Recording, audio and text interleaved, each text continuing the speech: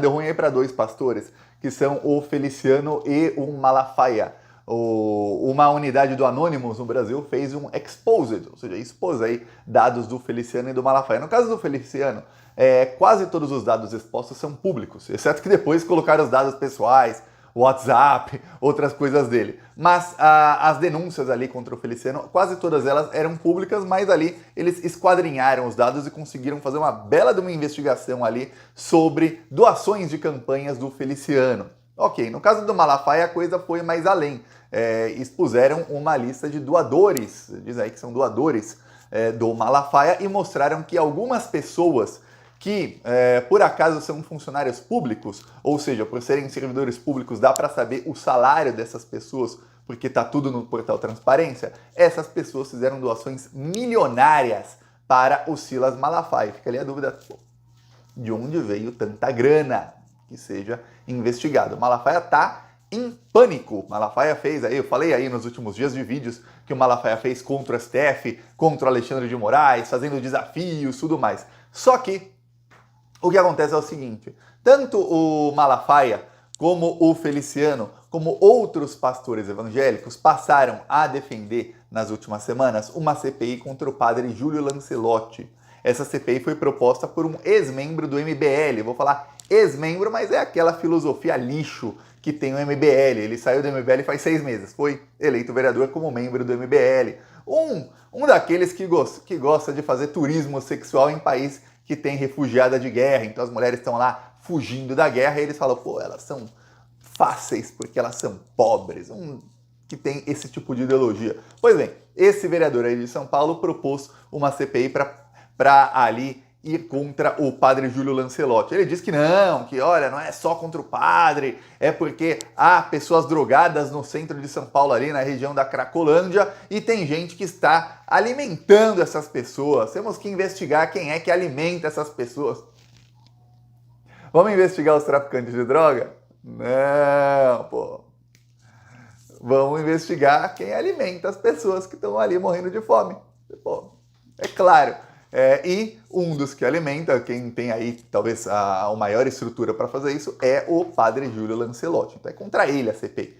Ok, aí teve um mega escândalo nas últimas semanas porque vários vereadores começaram a retirar assinaturas. Aí o bolsonarismo passou a atacar o padre e a esquerda passou a defender o padre. Ok, o que acontece é o seguinte, nisso aí a esquerda começou a fazer campanha, é uma campanha, já que é para ter CPI aí contra o padre, então vamos fazer assim, vamos fazer uma CPI das igrejas evangélicas. E começou-se a falar em Brasília sobre CPI das igrejas evangélicas. Veja, quando eu falei em Brasília, não tem ninguém em Brasília, viu? Isso hoje em dia é WhatsApp. Se a gente estivesse aqui 20 anos atrás, na época em que não tinha WhatsApp, as pessoas ainda falavam por celular, você ainda falava, pô, começou ali um burburinho e tal. Se isso fosse 30 anos atrás, quando nem celular tinha, aí eu te digo, olha, tem um burburinho aqui, ali, imagina as pessoas, vossas excelências parlamentares em suas casas com o telefone, que era telefone fixo, um ligando para o outro e tal. Mas hoje em dia, todo mundo tem um celular na mão. Então, quando eu falo tem um burburinho em Brasília, saiba, é nos celulares de quem trabalha em Brasília, dos parlamentares, dos seus assessores, tudo mais. E aí começou um burburinho, porque começaram a pedir CPI das igrejas evangélicas. E alguns parlamentares começaram a falar, bom, se investigam aí o padre Júlio Lancelotti, tem que investigar também as igrejas evangélicas. E olha que boa parte da extrema-direita recuou 10 casinhas no caso do Júlio Lancelotti. Depois de uns dias, os parlamentares bolsonaristas pararam de falar do padre. Teve um bolsonarista, vou dar o nome aqui dele, que já vai preso, viu? Já vai preso. Ele disseminou um vídeo fake de uma pessoa mexendo nos seus órgãos genitais e disse que era o padre. E aí acusou o padre de ser pedófilo. Aí disse, esse é o padre aí, mostrando seus órgãos para criancinhas, tudo mais. E aí um perito da revista Fórum mostrou que o vídeo era fake. Era óbvio que o vídeo era fake. Nem precisava de perito, mas aí chega um perito e já dá mais ali, é fake, ponto final e acabou. E este bolsominion passou a reclamar que 3 parlamentares bolsonaristas já o bloquearam no WhatsApp. Quer dizer, você vê que os bolsonaristas estão abandonando aí a luta contra o padre. Então, esse aqui é o terrorista que disseminou ali vídeo fake contra o padre Júlio Lancelotti. Aí descobriram, também, tá aqui matéria da Fórum, mas saiu aí em toda a imprensa de esquerda, que ele participou dos atos antidemocráticos. Então, muito em breve, vai pra jaula, deu ruim pra ele. Aí ele tá desesperado e tal, falou que ninguém quer pagar advogado pra ele. Aí ele falou que, olha, 3 parlamentares já me bloquearam no WhatsApp, deu ruim pra ele. Ok. E aí, o que aconteceu? A esquerda começou a falar, ó, CPI das igrejas evangélicas. Os parlamentares começaram a falar a favor, começou aí um burburinho cada vez maior para vamos então investigar doações para igrejas evangélicas. Ora, eu, Thiago, falei aqui, já faz muito tempo, que algumas igrejas evangélicas corruptas, elas servem para lavar dinheiro de todo tipo de crime que você puder imaginar, tá bom? Olha, tudo, pensa, um crime dá dinheiro. O dinheiro fruto do crime, seja tráfico de drogas, seja um assalto a banco, seja crime de corrupção. Tô falando qualquer crime que você puder imaginar. O dinheiro fruto de um crime, isso é muito dinheiro. E o que acontece? Você não pode comprar um bem com esse dinheiro, um carro, uma casa, uma coisa assim, porque é dinheiro sujo. Então, os criminosos precisam lavar dinheiro. E aí, alguns usam igreja, algumas mega gangues, esquemas criminosos, eles usam igrejas evangélicas para lavar dinheiro. Já expliquei aqui, dou o dinheiro, tá lá, tá na igreja, pronto, virou dinheiro limpo.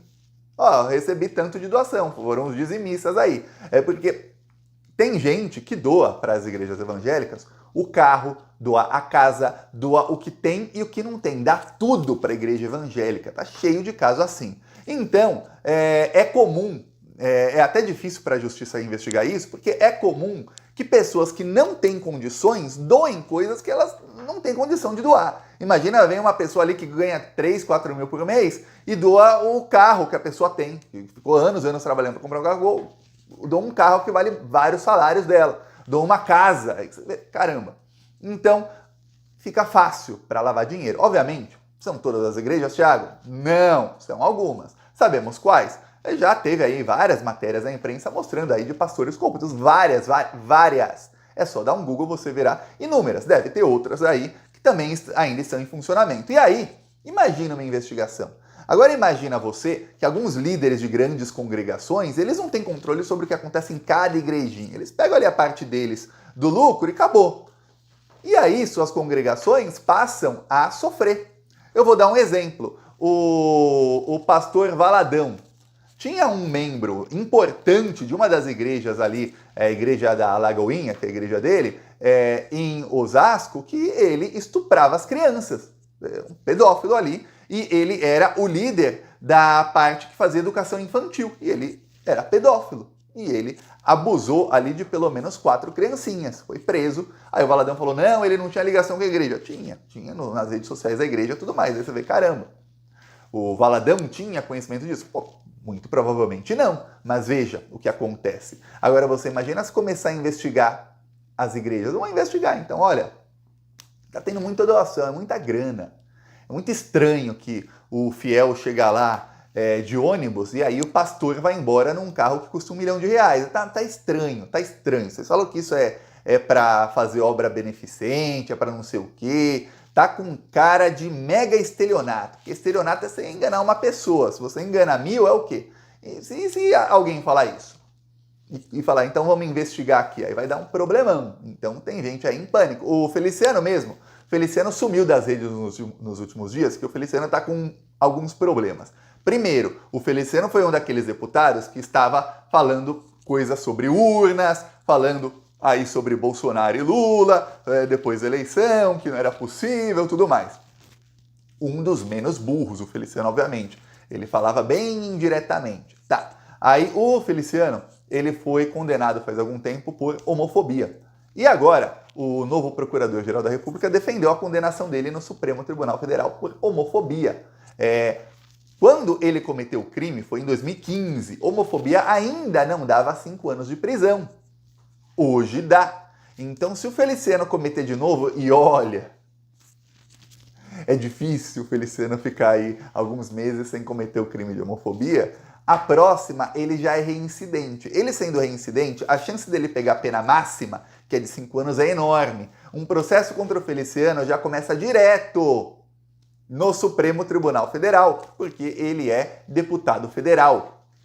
Então, a situação do Feliciano vai ficar cada vez pior. E aí eu vou te falar, tem gente de esquerda que fica assistindo todas as entrevistas desse pessoal e só esperando eles cometerem o crime, porque eles cometem o crime. E tem gente que assiste vídeos dos seus cultos e tudo mais, porque sabe que eles sobrevivem de cometer crimes como homofobia, transfobia, etc, etc, fora ali dessas doações aí, algumas delas que espero que sejam investigadas. Mas aí imagina como fica a situação do Feliciano agora com a PGR já falando, ó, condena esse cara, vai, para que ele já não seja mais réu primário por isso aqui. Agora a situação vai piorar drasticamente. Aí o Feliciano sumiu das redes sociais. Todo dia ele aparecia e pegava uma notícia e comentava para criticar o Lula. Todo dia. O alcance dele não é muito grande nas redes sociais, como o Nicolas Ferreira, alguns deputados, mas ele tem alcance direto entre os evangélicos. Nos últimos 3 dias, não. Ele só uma coisa que ele publica, que isso eu vou falar, é agendado com certeza é agendado pela assessoria dele, e é o tipo de coisa que nas redes sociais você agenda e em um dia você faz o trabalho todo e agenda para o ano inteiro. Cada dia ele publica um salmo ali, um trecho pequenininho da Bíblia. E ali, certeza, o assessor faz isso tudo em 2, 3 horas e agenda ali para o resto do ano inteiro. É só isso que tem agora nas redes do Feliciano. De resto, sumiu. Peço aí sua inscrição no canal, seguiremos aqui